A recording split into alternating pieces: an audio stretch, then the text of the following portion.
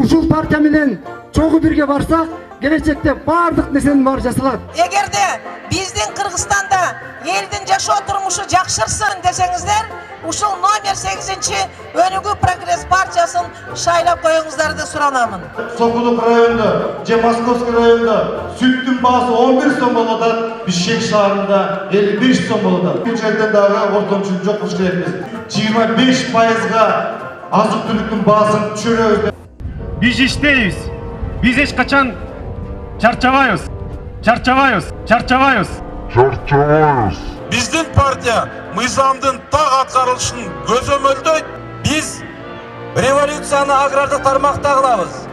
Биз революцияны экономикада, айыл чарбада, тоо кенде, энергетиканы өстүрүүдө кылабыз.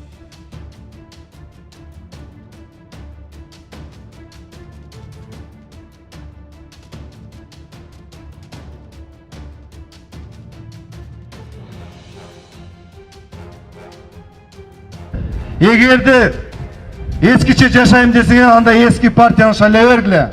Эгерде жок, жаңыча жашайм десеңер, жаңы кадам жасайбыз десеңер, жаңы багыт алабыз десеңер, анда жаңы партияны шайлагыла. Мындай партияны колдобогондон кайсы партияны колдойбуз?